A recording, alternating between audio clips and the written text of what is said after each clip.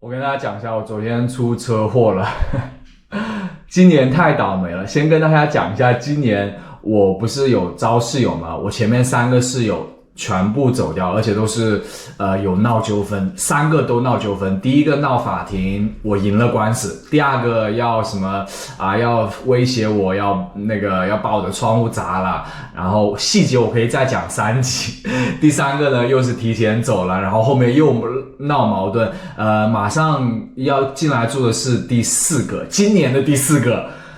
然后昨天的车祸跟大家讲一下，昨天我在机场买票，然后他那个车子过来，他是不收现金也不刷卡，所以我只能买那个他们有一个城市票，然后他那个买票的地方出卡有问题，出不了卡，我就问旁边一个人，旁边那个人正好是一个机长的司机，然后那个机长走过来说，我可以捎带你一程，然后我就说行可以，那我就捎带，我这个人反正感觉他穿了制服应该是很安全的，因为他就是一看就是机长。然后我就进去了，然后进去车以后呢，我们就很高兴的聊天。他去过湖南的郴州，我说郴州，他说郴州很大，我说郴州会很大吗？原来他说是郑州，然后聊了半天，然后他去了成都、四川，很开心，聊得很开心。然后最后在一条汇合道的时候，我们旁边后面有辆车从我们的右边。整个就是你看到那种极速飙车的从我们这边飙过去，然后撞到了我坐的这一边，哇！就你一看就知道他那辆车是死翘翘的那种飙出去，然后整个就砰！我当时还没有来得及反应，我当时说实话都还挺震惊，我们这辆车的人都还挺震惊，可能是我们就是体感觉它只擦到了我们一边边，确实只擦到了我们一边边，但是我们也能感受到它车子把我们带到前面去的那种冲劲。然后下了车以后，然后我们都去看，我当时还坐在车里面，我当时还有反应慢了半拍，因为当时昨天是我第一天，反应慢了半拍，然后我才下车。下车我想关车门的时候，那个车门已经关不住了，所以已经关不住了。然后走到那辆出事的车，整个应该报销了，然后那个气囊都弹出来了。今年的冤亲债主离我远一点吧，我自己也都在念阿弥陀佛。这个是当地的酸奶，感觉还不错，3块1毛4。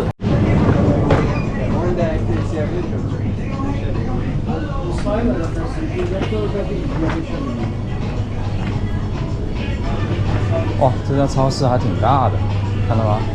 这么多卖酒的。拿着这个水，这个红色是1块8毛5，然后这个是2块8，不知道什么区别。拿着这个2块8。给大家看熟食区，火腿肠、奶酪。哇，这边很多奶酪，听说这边很喜欢吃这个奶酪。看什么零食，拿点西红柿，但是这个不知道怎么称的。这个感觉还不错。拿3个，好大一个。给大家看这边的大馕，这边应该是做馕非常的有特色。Hello, can I have one of this? This one? Yeah, one and one of this. Yeah, this one. No, this. Yeah. Thank you. How do you say thank you in Azerbaijani? Choksa. Choksa. Chok. Çok sahho. Okay. Çok sahho. Çok sah. That's difficult. Teşekkür. Teşekkür.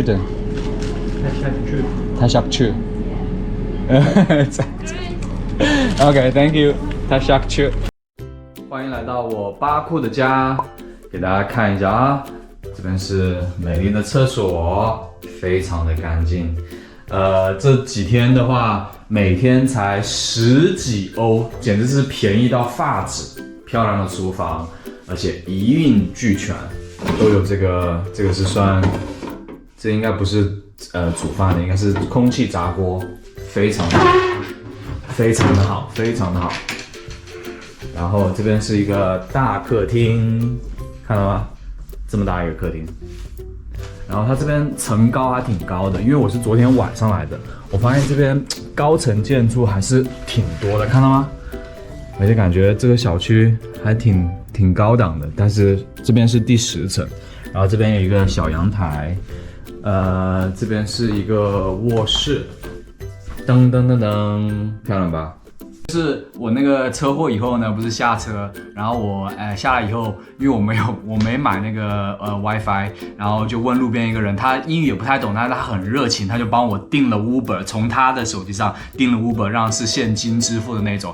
然后我上了这个 Uber， 上这个 Uber 以后呢，那个司机那个傻叉司机一进来就跟我这样，我靠，我心里在操你，我心里1万个操你妈。然后他一直在，我说你有病吧？我说你这样，我心里在想，你这样在文明国家，你这样会被起诉。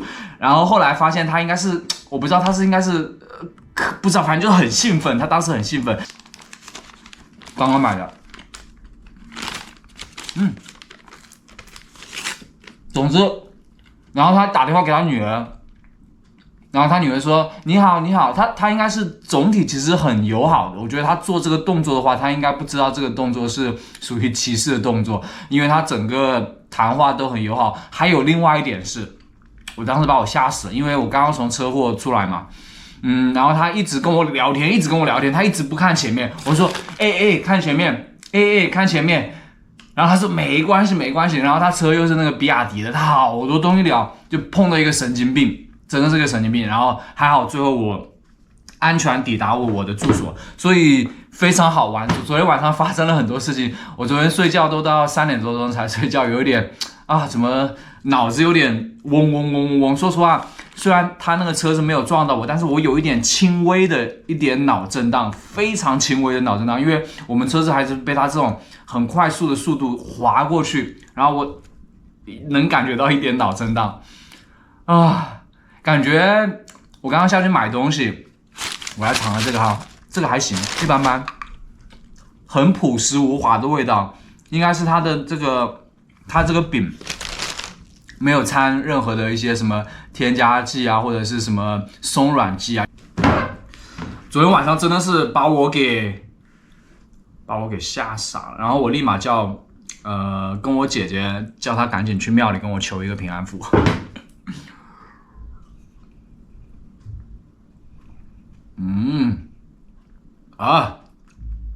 我就知道这个不简单，有点像酸菜的味道，酸菜牛奶，这是我第一次吃到。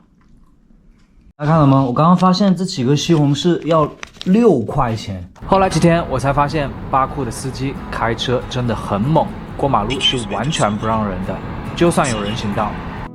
大家来巴库过马路一定要小心。你看这边设置了那个人行道，然后它这边车子是不会让人的。我给大家看一下啊，这边人行道基本上，你看我走过来，车子照样走。你看车子照样开。车子不让人的，这边按道理我走在这边，车子应该让我们。还有我们小心翼翼的过马路，看到吗？非常不友善，非常不友善。后来我问了一下 AI， 回答是：这里司机习惯于频繁且突然的变换车道，不打转向灯是常态。对他们来说，鸣笛并不是在吵架，而是一种我要过来了的日常沟通。还有就是来自出租车司机的收入压力。巴库很多网约车的工作时间很长，往往每天12个小时，且收入主要靠跑单量挂钩。为了在拥堵的交通中多赚点钱，他们通常会开快车来节省每1分钟。另外，你还别说，是由于巴库拥有非常现代化的多车道大道，路况非常好。这种宽阔平整的道路，在非拥堵时段，自然而然地诱惑司机踩深油门。好了，下期带你更好地了解巴库。希望大家在旅途中都安全第一。下期见。